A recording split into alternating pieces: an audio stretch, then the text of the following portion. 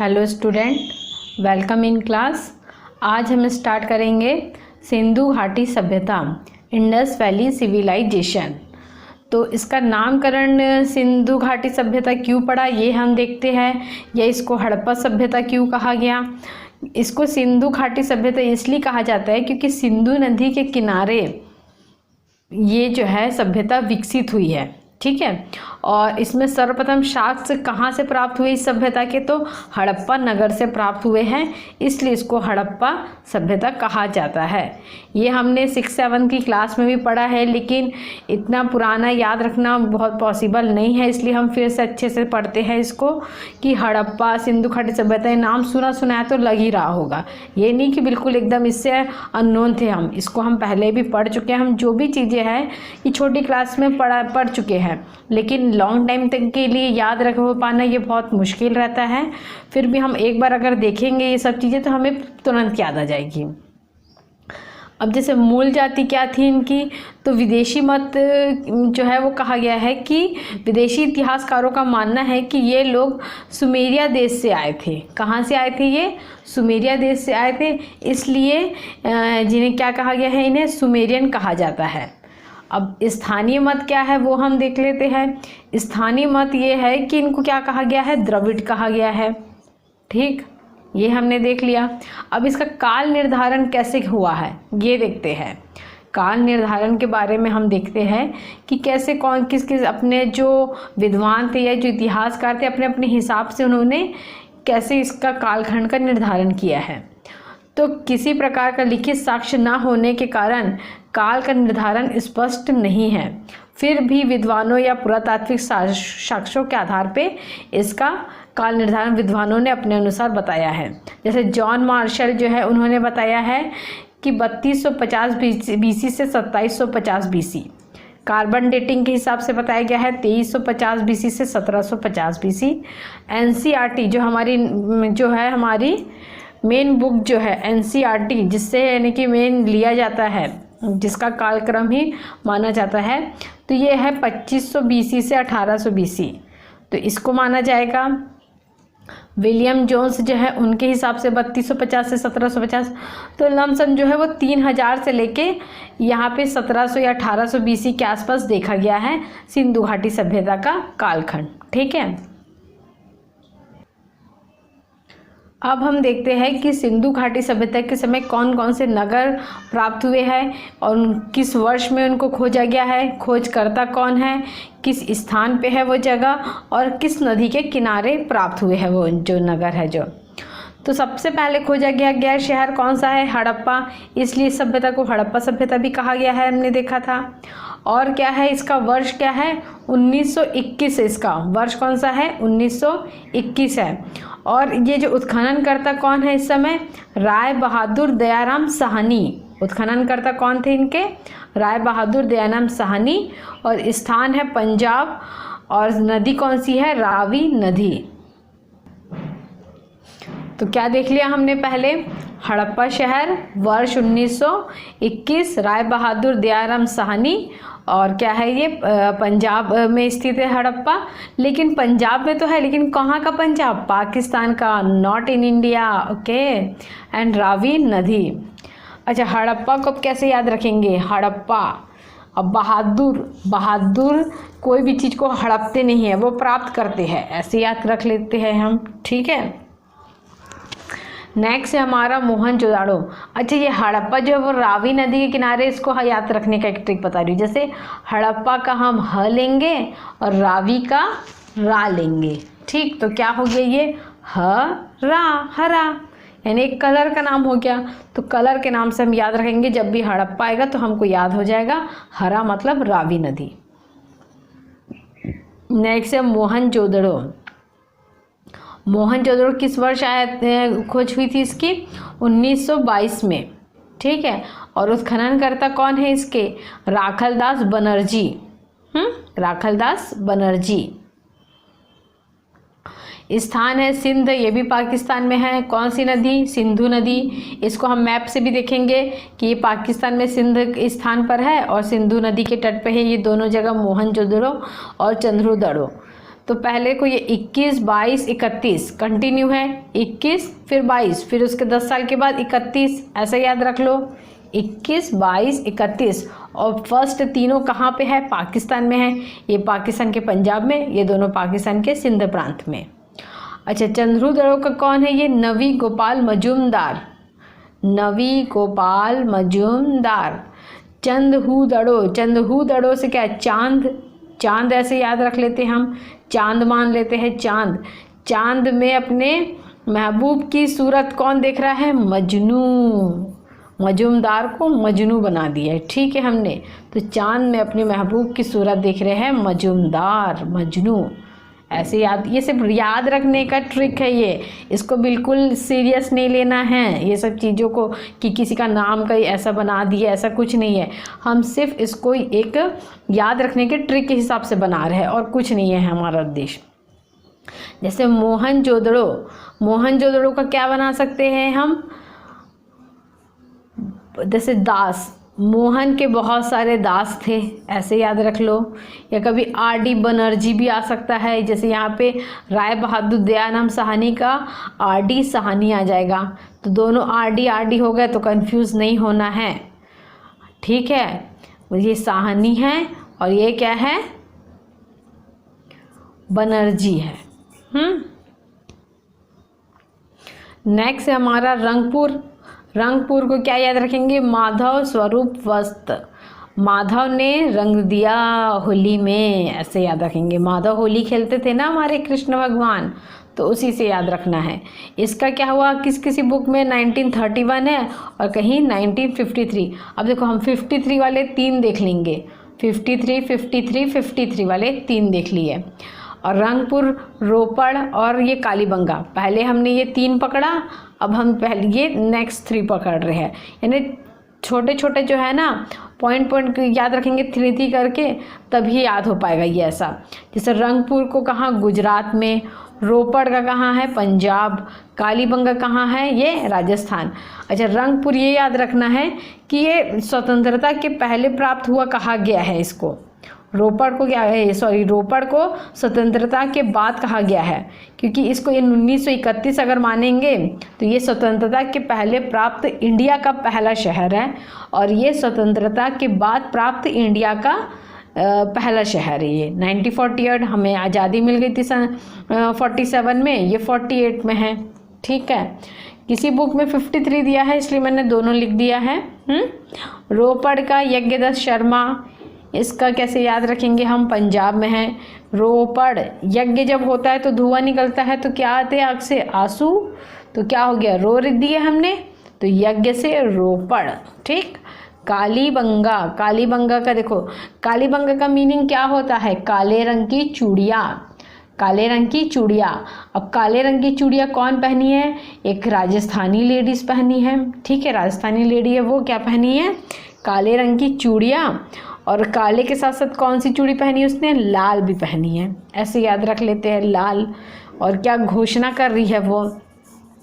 घोषणा कर रही है, जैसे घोषणा से घग्गर, यहाँ पे घ आ गया, यहाँ भी घ, यानी घाघरा पहनी। राजस्थान की लेडीज़ क्या पहनती? घाघरा पहनी है, कुछ घोषणा कर रही है वो। काली काली चूड़ी पहनी है, साथ में लाल चूड़ी पहनी है। ये ऐसा हम थोड़ा ट्रिक के माध्यम से याद करें। और इसका भी क्या है? 53 है। ये हो गया 5 के अंक के 53, ये अब आ गया 57, ठीक। इसके 4 साल बाद कहाँ? लोथल कहाँ है? गुजरात में है ये लोथल। कहाँ पर आएगा? गुजरात में आएगा लोथल। और गुजरात में कौन सी नदी के किनारे है? ये भोगवा। अब भोगवा का भो, लोथल का लो, ऐसे याद रखो। एक हमने देखा था ऊपर में, अच्छा यहाँ रंगपुर देखा था हमने। रंगपुर भी कहाँ था? ये गुजरात में था, लेकिन यहाँ रंग कौन खेल रहे हैं? माधव। अब यहाँ पे आएगा रंगनाथ, रंगनाथ अब यहाँ आ रहा है। तो इसको कैसे याद रखेंगे? इसका याद रखने का ट्रिक है कि लोथल में हमें सर्वप्रथम चावल के साक्ष्य मिले थे। अब चावल को जब हम कोई भी धार्मिक कार्य करते हैं उसमें चावल को हल्दी से रंग देते हैं, तो वैसे ही याद रखना है कि चावल को हमने रंग दिया, ठीक है। लेकिन ये कंफ्यूज नहीं होना है रंगपुर और रंगनाथ ने। तो रंगनाथ एक पर्सन है, उसने चावल को रंग दिया, ऐसे याद रखो। यहाँ माधव एक पर्सन है, वो क्या खेल रहे हैं, होली खेल रहे हैं रंगों से। और यहाँ रंगनाथ जो है वो चावल को रंग दिए। ठीक है। और गुजरात में हो रहा है फंक्शन, यही सोचो, गुजरात में तो वैसे ही ज़्यादा फंक्शन होते रहते हैं गुजराती लोगों के। और कौन सी नदी, भोगवा और साबरमती नदी। नेक्स्ट है हमारा आलमगीरपुर, ये है 58। देखो 50, ये 50 की लाइन वाले कितने हो गए, 53, 57, 58 लाइन से है ये। तो पहले हमने 3 देख लिया था, अब ये 3 का पैकेज बना रहे हैं हम, 7, 8, 9 का। लोथल हो गया आलमगीरपुर में। फिर यज्ञदत्त, यज्ञदत्त हमने कहाँ देखा, एक रोपड़ में देखा कि यज्ञ करते करते रो दिए, वैसा। अब आलमगीरपुर को कैसे याद रखेंगे यज्ञदत्त शर्मा का, कि शर्मा जी है, उन्होंने यज्ञ का सामान कहाँ रखे हैं, अलमारी में रखे हैं। आलमगीरपुर को अलमारी बना दिए हमने अब।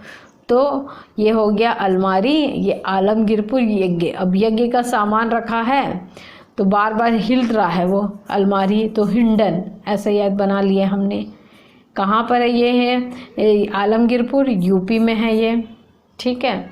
नेक्स्ट है हमारा सूत कोतड़ा। सूत कोतड़ा का कब है, ये 72 है। और इसके उत्खनन करता है जगपति जोशी। जगपति जोशी। सूत कोतड़ा कहाँ पे है, कच्छ गुजरात में है। अब इसको कैसे याद रखते हैं ये देखो बता रहे हैं। सूत कोतड़ा में किसके साक्ष्य मिले हैं हमें, घोड़े के। ठीक है, घोड़े के साथ मिले हैं। अब घोड़े पे कौन बैठा है, हमारे जगत के पति जगन्नाथ, ऐसा प्रभु ईश्वर जो है वो बैठे हैं। कहाँ पे किसमें बैठे हैं, घोड़े में। तो ये एक लिंग बन गया हमारा। ठीक है। सूत कोतड़ा में घोड़े के साथ, घोड़े पे बैठे हैं जगपति यानी जगत के पति जोशी। ये भी कहाँ पर है, गुजरात में है। बनवली। बनवली, बनवली कब का आएगा, ये RS बिस्ट। ये बना जो बनवली का जो वर्ष कौन सा है, ये खोज वाला 73 है ये 70। अब ये देखो 70 वाले 2 हो गए, ऐसे याद रख सकते हैं हम। पहले 72 फिर 73। बनवली ये है बिस्ट, RS बिस्ट। और कहाँ है बनवली, हरियाणा, घग्गर नदी। घग्गर नदी हमने ऊपर भी देखा है, घाघरा पहनी हुई है लेडीज़, वैसा बनवली। अब लेडीज़ लोग क्या कर रही है, घाघरा पहनी, ये तो याद हम रख लिए।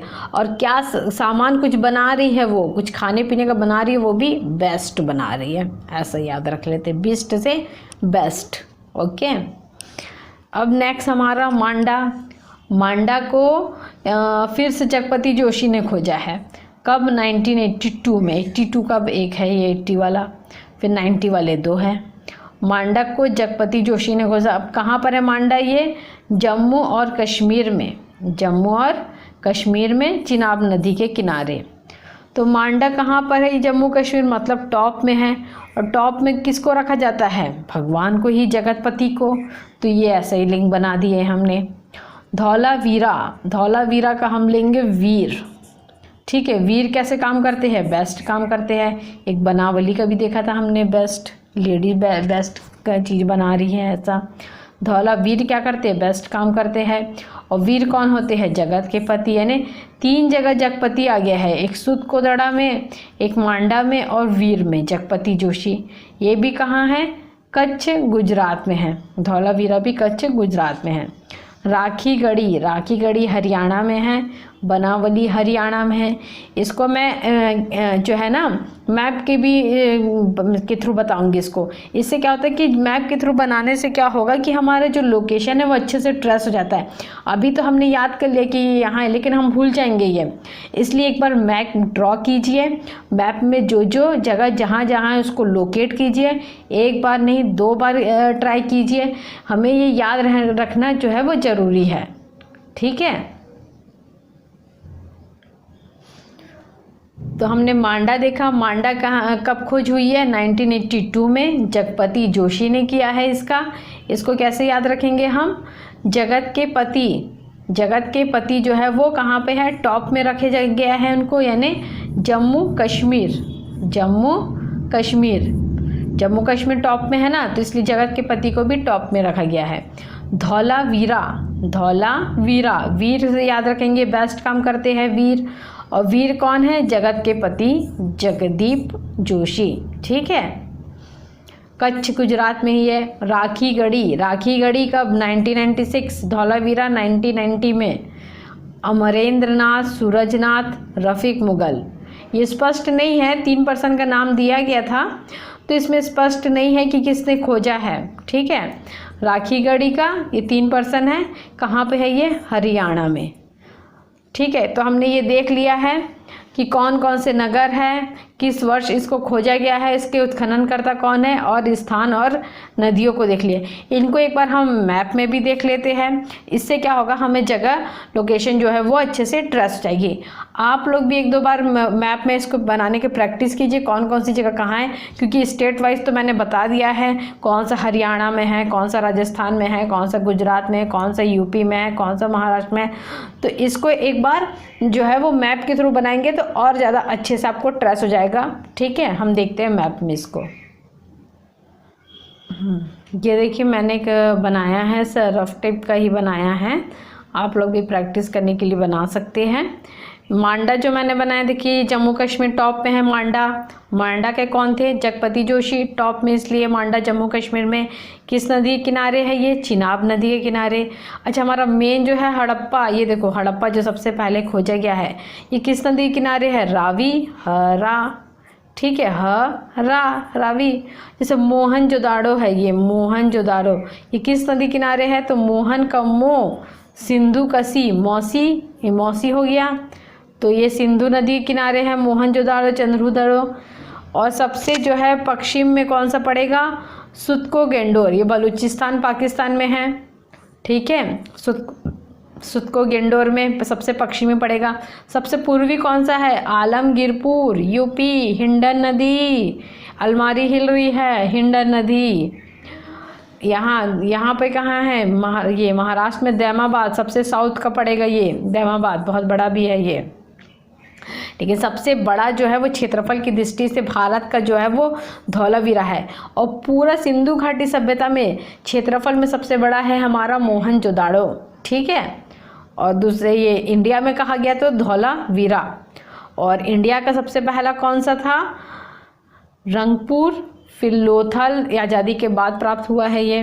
लोथल, देखो लोथल, ये सॉरी रोपड़ है, लोथल यहाँ है, लोथल बंदरगाह है।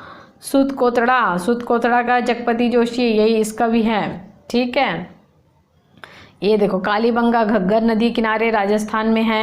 लाल, बीबी लाल, अलमानंद घोष, ये है सब इसके।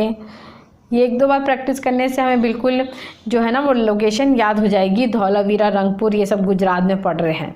ठीक है, ये देख लिया हमने, यूपी में आलमगीरपुर। अच्छा, इसकी आकृति जो हम देख रहे हैं, देखो ये पश्चिम में ये है, ये थोड़ा पूर्वी में है, तो यहाँ से लेके हम इसको इससे ऐसा मिला देते हैं, और जैसे इसको इससे हम ऐसा मिला देते हैं, तो ये एक हमारा ट्रायंगल का शेप बन जाता है। ये कैसा शेप बन रहा है? ये ट्रायंगल शेप बन रहा है। तो इसका ये भी पूछा जाता है कि सिंधु घाटी सभ्यता के समय जो नगर या जो मिले हैं उसकी आकृति किस टाइप की है? तो किस टाइप की आएगी? ये त्रिभुजाकार आएगी। ठीक है, ये हमने देख लिया। अब नेक्स्ट हम देखेंगे कि हमें जो जो शहर प्राप्त हुए हैं, लेकिन उस शहर में कौन कौन सी चीज़ें प्राप्त हुई है वो जानना भी बहुत ज़रूरी है। तो नेक्स्ट वीडियो में हम देखेंगे इन शहरों में हमें क्या क्या चीज़ें प्राप्त हुई है। तब तक आप मेरे वीडियो को देखते रहिए, लाइक कीजिए, सब्सक्राइब कीजिए, और पसंद आता है तो और लोगों से भी शेयर कीजिए। बाकी आप जो है मैं वीडियो जो है वो और डालते जा रही हूँ, आप लोग के और कौन सी चॉइस है वो भी बताइए मुझे, और मेरे नोट्स जो है वो टेलीग्राम में आपको मिल जाएंगे। ठीक है, ओके, थैंक यू स्टूडेंट।